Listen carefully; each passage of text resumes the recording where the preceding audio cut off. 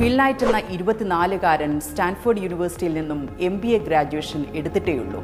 അത്ലറ്റായ നൈറ്റിന്റെ ആഗ്രഹമായിരുന്നു ട്രാക്കിനെ തീപിടിപ്പിക്കുന്ന, ഓടുന്നവനെ തീപ്പന്തമാക്കുന്ന ഒരു ഷൂ.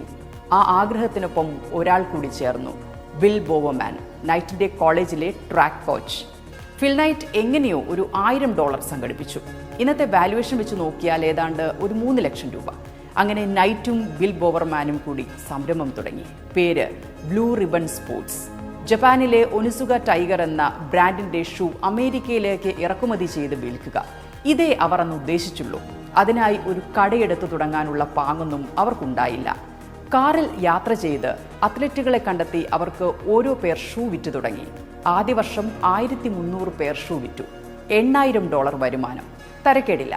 പക്ഷെ വരും വർഷങ്ങളിൽ കാര്യങ്ങൾ അത്ര പന്തിയാകില്ല. കാരണം അത്ലറ്റുകൾ എന്ന് പറയുന്നത് ഒരു നിഷ് മാർക്കറ്റാണ്.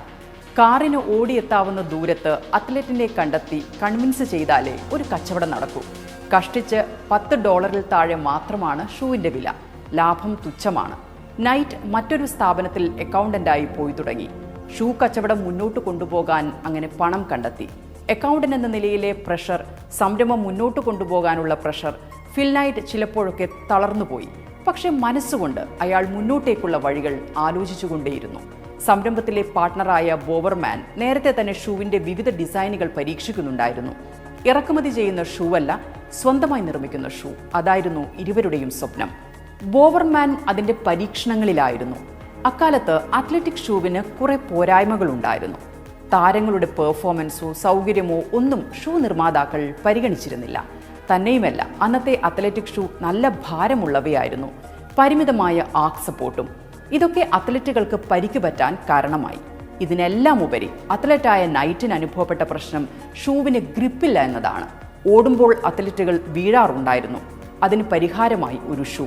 അതായിരുന്നു ഫിൽ നൈറ്റിൻ്റെയും ബിൽ ബോവർമാൻ്റെയും ലക്ഷ്യം.